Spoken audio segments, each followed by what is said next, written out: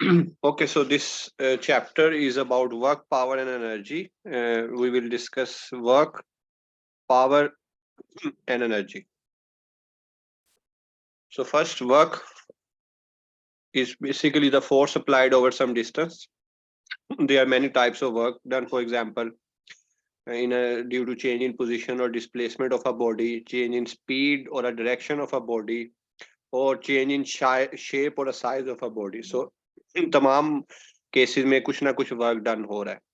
तो वो work done हम कैसे निकाल सकते हैं? तो वो दो तरीकों से हम निकाल सकते हैं, डिपेंड अपॉन कि वर्क डन हॉरिजॉन्टली हो रहा है या वर्क वर्टिकली हो रहा है. सो हॉरिजॉन्टल मोशन में एक ऑब्जेक्ट के, फॉर एग्जांपल एक शख्स जो है वो बॉक्स को पुश कर रहा है on a level road, we do F dot D, और एफ इज इक्वल होता है mass into acceleration, so that becomes MAD.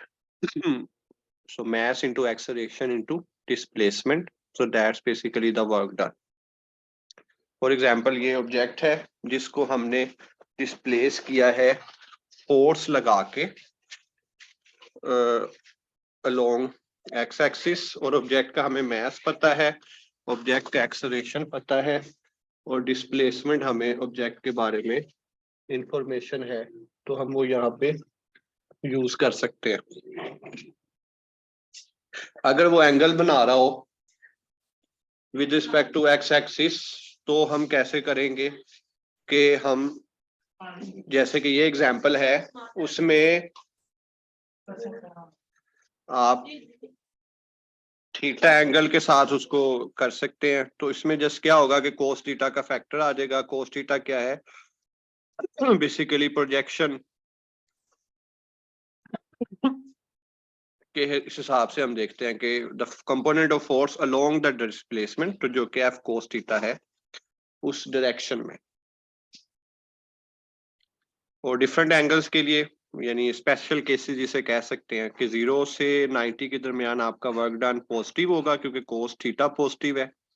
90 से 180 के दौरान कोस थीटा नेगेटिव होता है, सो लिहाजा वर्क डन नेगेटिव होगा. और 90 और 270 पे वर्क डन 0 होगा, और 0 डिग्री पे मैक्सिमम होगा. सो ये वर्क डन है हॉरिजॉन्टल मोशन के केस में, स्पेशल केस इसे आप कह सकते हैं.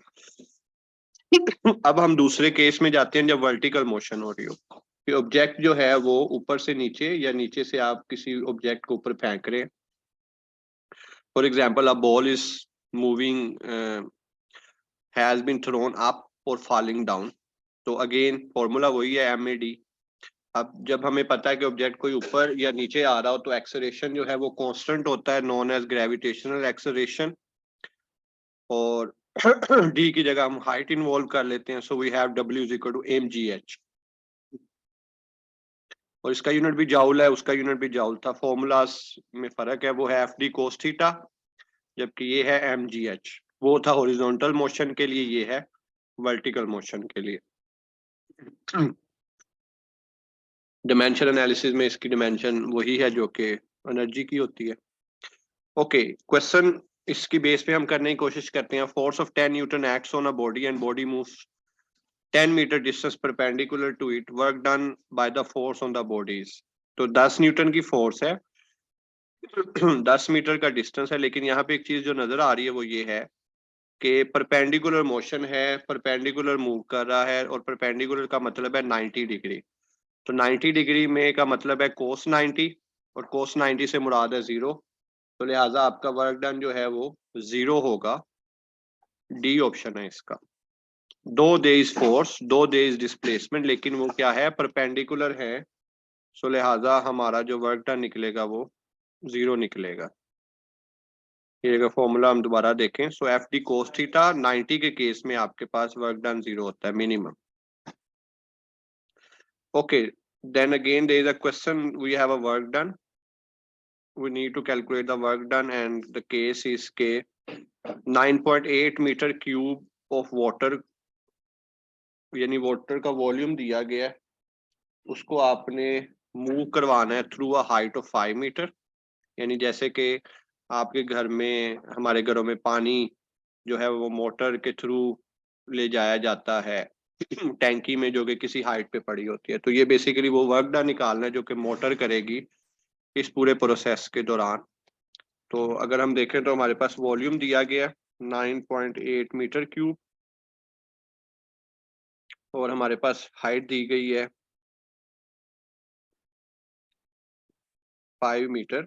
तो जब भी, और हमें क्योंकि वर्टिकल मोशन है तो हमें ये पता है कि वर्क डन का फॉर्मूला जो होगा वो mgh है, लेकिन यहाँ पे h है, m g भी है, मैस नहीं है। तो जब भी आपको जिक्र हो वॉल्यूम का और आपने मैस निकालना हो तो आपके पास फॉर्मूला क्या होता है, mass is equal to density into volume, और डेंसिटी वाटर की फिक्स है 1000 और वॉल्यूम जो दिया गया 9.8। तो यहाँ से आपके पास 980 kg मैस आ जाएगा कि आपका 980 किलोग्राम ऑफ मैस जो है वो बेसिकली सप्लाई होगा 9.8 मीटर क्यूब वॉल्यूम में। तो बस आप इसमें वैल्यू दर्ज कर दें। मैस है 980, जी आप रफली 10 ले सकते हैं और एच जो है वो 5 है। तो 5 इसको आप मल्टीप्लाई करें, 500 5 8 आर 400 5 4900 49,000 जिसको अगर ये बस अगर आप 9.8 लेते हैं तो ये 48,000 बन जाएगा। अब इसमें आपने इसको कन्वर्ट करना है दिए गए यूनिट्स में।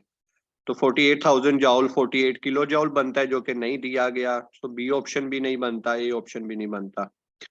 तो अगर मैंने इसको मेगा बनाना है तो 3 जीरोज ये हैं, 4 5 और एक मैं इधर लगाऊंगा तो ये 6 जीरोज बन जाती हैं। तो इसको मैं यहाँ से मेगा जाउल लिख सकता हूँ। तो मतलब थोड़ा सा आपको प्रीफिक्सेस के साथ खेलना भी इस क्वेश्चन में सिखाया जा रहा है। तो आपका जो ऑप्शन फिर बनेगा वो 0.048 मेगा जॉल बन जाएगा।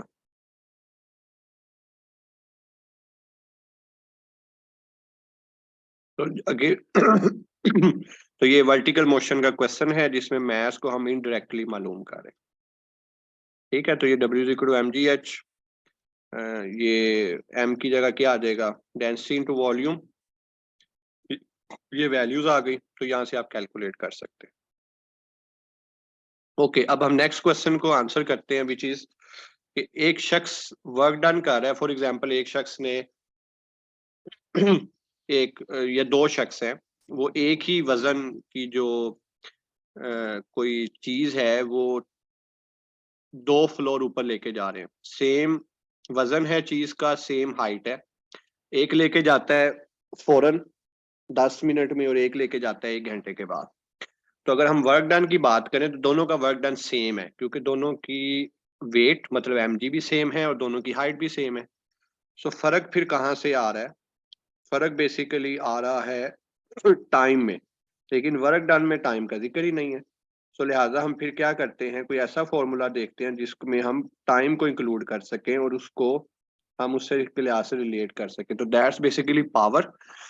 Power with is a basically work done with respect to time, और पावर और टाइम का इन्वर्सली रिलेशन है। अगर टाइम कम लगेगा तो उस काम करने की पावर ज्यादा है, और अगर टाइम ज्यादा लेगा तो पावर कम है।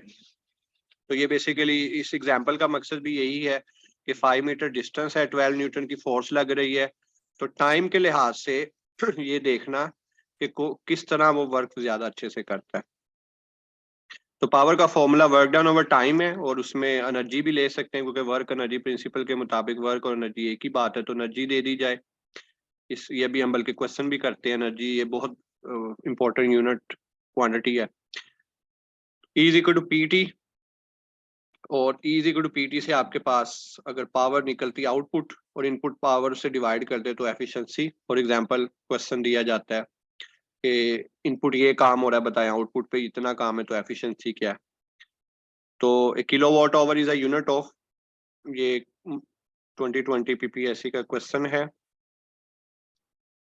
अब किलो वाट क्या है, what is a unit of power, kilo is a prefix and hours is basically time. So power को टाइम से मल्टीप्लाई किया जा रहा है। तो किस यूनिट में पावर को टाइम से मल्टीप्लाई किया जा रहा है, ये वाले फॉर्मूले को तो बेसिकली एनर्जी है। So it's a unit of energy. 1 kilowatt hour में कितने जाउल्स होते हैं, तो हमें पता है ये 3.6 मेगा जाउल होते हैं। इसमें जस्ट आपने किलो की जगह 1000 और आवर्स की जगह 3600 सेकंड दर्ज करना है। तो it's from basically book. Consumption of energy by 100 volt electric bulb, यानी आप एक 100 वोल्ट का इलेक्ट्रिक बल्ब लगाते हैं और 60 मिनट वो चलता है, 1 घंटा, तो बताएं उसकी एनर्जी कंजप्शन कितनी है। तो वही फॉर्मूला यूज होगा, E is equal to PT.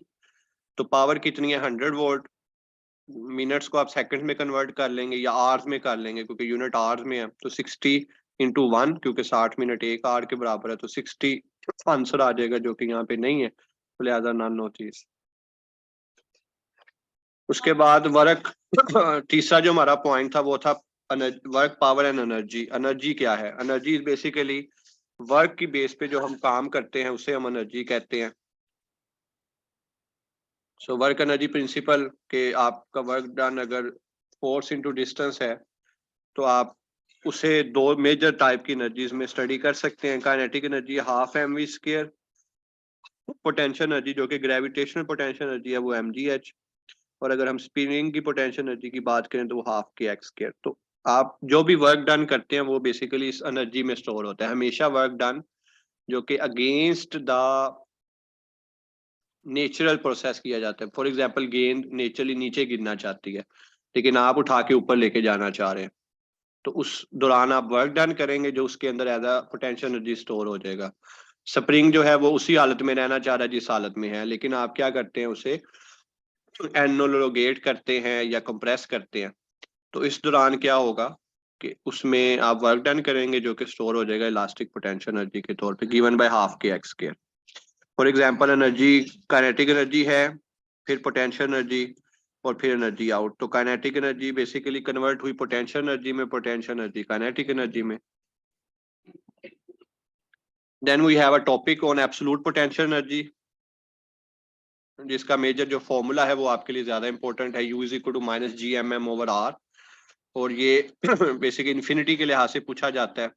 तो इन्फिनिटी पे अगर आर इन्फिनिटी दर्ज कर दें यहाँ पे आप, इस आर की जगह इन्फिनिटी आ जाएगा, तो समथिंग ओवर इन्फिनिटी क्या होता है? जीरो। सो इस जगह पे फिर आपकी पोटेंशियल एनर्जी जो है वो जीरो होगी।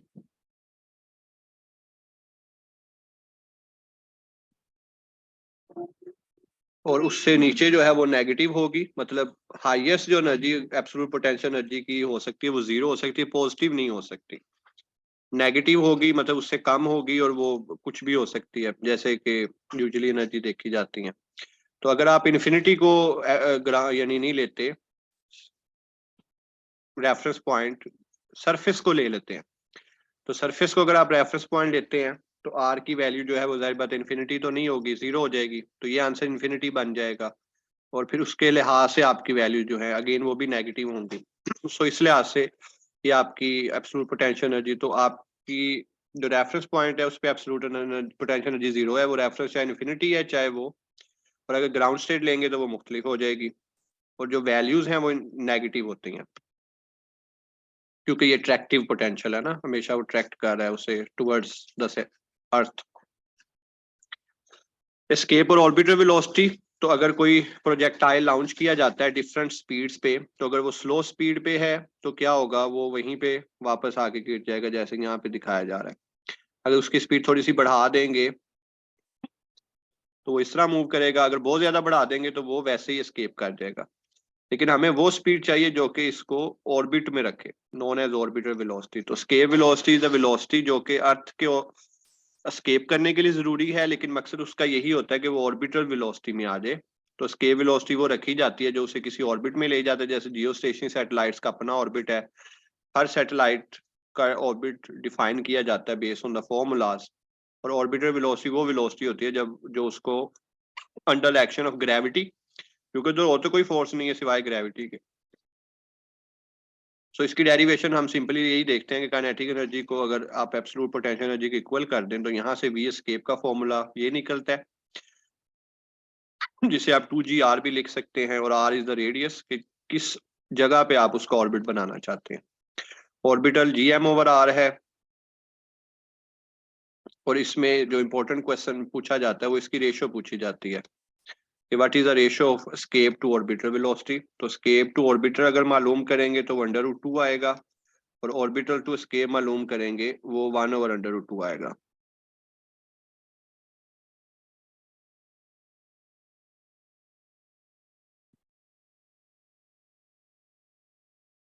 Okay, so value of escape velocity क्या है? 11.2 किलोमीटर पर सेकंड। ये बुक की स्टेटमेंट ये है क्लोज ऑर्बिट सैटेलाइट की, यानी बिल्कुल रेडियस के ऊपर अगर आपने भेजना है। यूजुअली हम रेडियस पे तो नहीं भेजते, हम किसी हाइट पे भेजते हैं, सो इसकी वैल्यू यूजुअली ज्यादा होती है। ये closest to earth. Ratio of escape to orbital velocity √2 है, और अगर ऑर्बिटल टू एस्केप कह दे तो 1/√2 है। The escape velocity of moon will be, moon के लिए क्या होगी अर्थ के मुकाबले में? कम होगी, ज्यादा होगी, या सेम होगी? तो अगर हम फॉर्मूला देखें तो इसमें मैस जो है वो अहमियत रखता है। तो मैस जो है मून की अर्थ के मुकाबले में कम है, सो लिहाजा इसकी एस्केप वेलोसिटी जो है वो कम होगी। ओके, जैसे हमने एक वर्क पावर एनर्जी, तो एनर्जी में सबसे इंपॉर्टेंट चीज होती है कंजर्वेशन ऑफ एनर्जी प्रिंसिपल। जितनी एनर्जी होगी उतनी ही आप उसे आउटपुट पे ले सकते हैं। So potential energy at top अगर 10 जाउल है तो kinetic energy at bottom 10 joule होगी। तो इसको हम लिखते होते हैं loss in potential energy is equal to gain in kinetic energy, जो कि बहुत इंपॉर्टेंट फॉर्मूला बनता है। Loss in potential energy is equal to gain in kinetic energy. तो loss in potential energy mgh है, gain in kinetic energy half mv² है। तो इसको अगर आप सिंप्लीफाई करें 1/2 उधर ले जाए, ms में m से काटते हैं, तो v के लिए अगर आप फॉर्मूला बनाए तो वो बनता है 2gh sqrt। तो ये बहुत इंपॉर्टेंट फॉर्मूला है। ये फॉर्मूला आपको टोरिसेलिस थ्योरम में भी मिलेगा, जो कि बिल्कुल एक डिफरेंट डोमेन में यानी बर्नौली इक्वेशन से आता है, लेकिन फॉर्मूला वो यही है।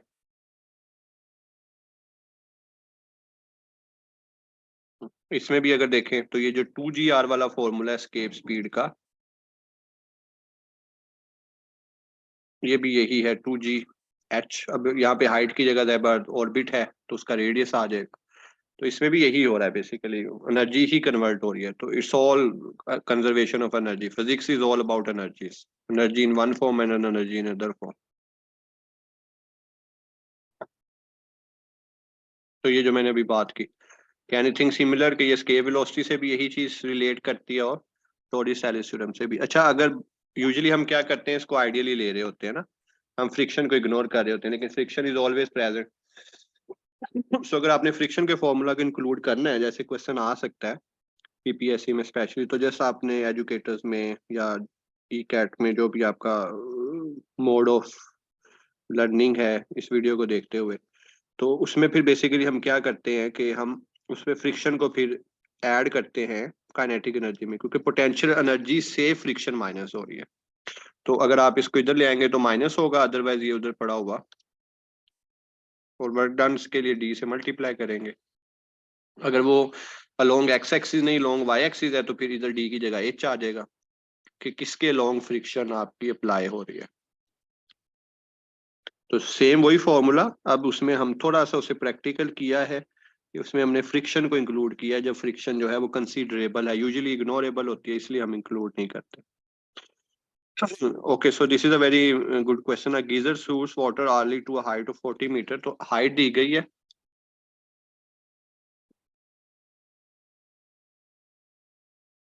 और आपसे let's see the colour velocity पूछी गई है। अब हमें ऐसा फॉर्मूला चाहिए जो हाइट और वेलोसिटी को रिलेट करता हो। तो अभी हमने जो फॉर्मूला पढ़ा v is equal to √2gh, मतलब पोटेंशियल एनर्जी और काइनेटिक एनर्जी का रिलेशन। तो जस्ट ये लगाएं और आंसर आ जाएगा। तो इसमें हो यही रहा है कि जो गीजर शूट कर रहा है वो बेसिकली एनर्जी, एक एनर्जी को दूसरी एनर्जी में कन्वर्ट कर रहा है। जो जियोथर्मल पोटेंशियल एनर्जी है जमीन के अंदर जो हीट की वजह से पैदा होती है, वो कन्वर्ट हो रही है काइनेटिक एनर्जी में। This is a natural phenomena जिसमें पानी जमीन से शूट आउट करता है। ये एक एफिशिएंसी के ऊपर अच्छा सा क्वेश्चन है कि आपके जो है इनपुट बताया जा रहा है कि बिजली बन कैसे रही है, कि पानी का फ्लो रेट 200 किलोग्राम पर सेकंड है, उससे जनरेटर चलाया जा रहा है और जनरेटर जो दे रहा है आपको आउटपुट वो 32 एम्पेयर और 230 वोल्ट दे रहा है। तो मतलब आपने टरबाइन से पानी बना रहे हैं, टरबाइन में फ्लो रेट है पानी का 200 किलोग्राम पर सेकंड है, उससे टरबाइन चल रही है, टरबाइन से जो इलेक्ट्रिसिटी मिल रही है उसकी जो स्पेसिफिकेशन वो 32 एंड 230 वोल्ट है। तो एफिशिएंसी बताएं, क्या हमें जितना हम वर्क डन कर रहे हैं उतनी ही हमें बिजली मिल रही है कि नहीं। तो आप पहले मालूम कर लें आउटपुट पावर जो कि वोल्टेज इंटू करंट से आ जाएगी 230 इंटू 32। फिर इनपुट पावर मालूम करें, इनपुट पावर का फॉर्मूला क्या है, W/T, जो कि mgh/T है, क्योंकि वर्टिकल मोशन की बात हो रही है और हमें मैथ्स नहीं, मैथ्स पर टाइम दिया गया तो हम इसको थोड़ा सा रीफॉर्मुलेट कर लेते हैं। तो इनपुट पावर है 15680 जबकि आउटपुट पावर है 7360। तो इसकी आप यहाँ से एफिशिएंसी निकाल लेंगे, आउटपुट डिवाइडेड बाय इनपुट, और हमें वाज़िया देख सकते हैं कि ये लेस देन 100% ऑफ कोर्स और 50% के राउंड ही होगी समथिंग, तो वो कैलकुलेट हो सकती है। Okay, this is very interesting question के 4 ब्रिक्स पड़ी हुई हैं हॉरिजॉन्टली और आपने उसको वर्टिकली करना है, तो बताएं कितना वर्क डन होगा। तो हम कंसीडर करते हैं ये 4 येलो ब्रिक्स हैं और पहली ब्रिक वहीं पे पड़ी हुई है, यानी उसको हमने जरूर मैंने डिस्प्लेस किया लेकिन हम उसे वहीं पे रख सकते हैं ना। तो इस केस में कोई वर्क डन नहीं है क्योंकि कोई हाइट नहीं है। तो फर्स्ट ब्रिक की 0 हाइट है, सो लिहाजा इस केस में वर्क डन 0 है। अब सेकंड ब्रिक को हम फर्स्ट ब्रिक के ऊपर रख रहे हैं, सो वर्क डन 1h होगा। तो 1h इंटू mg क्योंकि सबकी मैथ सेम है। फिर तीसरी ब्रिक हमने रखी, अब ये 2h पे है क्योंकि पहली हाइट और डबल हाइट, सो 2h। इसी तरह फिर ये 3h, तो सबको जमा कर लें तो 6 mgh बनता है। तो ये एक, यानी अगर एक से ज्यादा दे दी जाए, जैसे कि 100 ब्रिक्स दे दी जाए, तो आपने बेसिकली क्या करना होता है कि जितनी भी नंबर ऑफ ब्रिक्स हैं उससे 1 माइनस फिर जमा करना होता है। जैसे 1h 2h 3h यहाँ तक है क्योंकि 4 ब्रिक्स हैं, 5 होंगी तो 4h तक जमा करेंगे, 6 होंगी तो 7 तक, 101 ब्रिक्स होंगी तो आप 100 तक जमा करेंगे और mgh पैसे आ जाएगा। तो इसका आंसर आ जाएगा 6 mgh। तो ये टोटल वर्क डन है जो कि इन हॉरिजॉन्टल ब्रिक्स को वर्टिकल ब्रिक्स में करते हुए हमें करना पड़ा। Okay, another question. A car engine exerts an average force of 500 Newton in moving a car 1 kilometer in 200 seconds. Find the power developed by the engine. तो force है, distance है और टाइम है, तो पावर का फॉर्मूला सिंपली क्या है, P is equal to F D divided by T. F भी है, डी भी है, टी भी है, तो जस्ट फॉर्मूले में वैल्यूज दर्ज करनी है, किलोमीटर को मीटर में कन्वर्ट कर लेंगे बस। तो 2.5 किलो वोट आंसर आ जाएगा। सोलर रेडिएशन जो हम तक पहुंचती है उसमें किस किस तरह की मौजूद होती है रेडिएशन, तो उसमें तमाम तरह की मौजूद होती है, उसमें यूवी होती है, आईआर भी होती है और विजिबल भी होती है। Potential energy of any form increases only when we are, potential energy कब पैदा होती है, जब हम अगेंस्ट द फोर्स काम कर रहे हैं, फोर्स की डायरेक्शन में काम कर रहे हैं, फोर्स के परपेंडिकुलर कर रहे हैं। तो हमेशा जब आप अगेंस्ट द फोर्स काम करते हैं, अगेंस्ट द फोर्स से मुराद कि ग्रेविटी बॉल को नीचे की तरफ ले जाना चाह रही है लेकिन आप ऊपर लेके जा रहे हैं, स्प्रिंग जो है वो उसी हालत में रहना चाह रहा है लेकिन आप उसे एनोलोगेट कर रहे हैं और कंप्रेस कर रहे हैं, against the force, against the natural charge है वो पॉजिटिव से नेगेटिव की तरफ आना चाह रहा है लेकिन आप उसे नेगेटिव से पॉजिटिव की तरफ लेके जाएंगे तो उसमें पोटेंशियल आएगा और पोटेंशियल से वोल्टेज आएगा। क्वाइल के गिर्द आप मैग्नेट लेके जाना चाह रहे हैं, वो जाना नहीं चाह रहा लेकिन आप लेके जाना चाह रहे हैं, तो लेंजेस लॉ जो हम पढ़ते हैं तो उसमें भी क्या हो रहा है, अगेंस्ट द फोर्स। तो जब भी अगेंस्ट द फोर्स होगा तो आपकी जो एनर्जी है वो पोटेंशियल एनर्जी की शक्ल में स्टोर होगी, और वो किस वजह से होगी, क्योंकि आप वर्क डन कर रहे होंगे इन द डायरेक्शन, तो वर्क डन होगा ही नहीं। तो जब वर्क डन नहीं होगा तो एनर्जी कहाँ से आएगी। एनर्जी का सबसे बड़ा यूनिट कौन सा है, तो सबसे बड़ा यूनिट किलोवाट आवर है और सबसे छोटा यूनिट इलेक्ट्रॉन वोल्ट है। तो ये दो आप, और जो हमारी बिजली इलेक्ट्रिसिटी की कंजम्पशन है वो इसी यूनिट में होती है, किलोवाट आवर में। तो अगर आपका 100 यूनिट का बिल आया तो इसका मतलब है आपने 100 किलोवाट आवर एनर्जी यूज की है उस महीने। खैर 100 यूनिट से ज्यादा ही आता। Okay, so that's it from this topic. सो यहाँ पे हमने बेसिकली वर्क, पावर और एनर्जी, इनसे रेलिवेंट प्रॉब्लम्स कि अगर हॉरिजॉन्टल वर्क है, वर्टिकल वर्क है, हॉरिजॉन्टल मोशन के लिए पावर है, वर्टिकल मोशन के लिए पावर है, एनर्जीज की डिफरेंट फॉर्म्स, उनकी कन्वर्जन्स, एब्सोल्यूट पोटेंशियल एनर्जी जो कि अगर आपने किसी ऑब्जेक्ट को अर्थ के ऑर्बिट से बाहर भेजना है तो उसकी बेस पे फिर इसको escape velocity and orbital velocity, और कुछ प्रॉब्लम्स हमने प्रैक्टिस की हैं कि किस तरह हम उसकी बेस पे क्वेश्चंस को सॉल्व कर सकते हैं। तो ये आपको रेलिवेंट जो भी आपका टास्क है उसमें हेल्प आउट करेगी।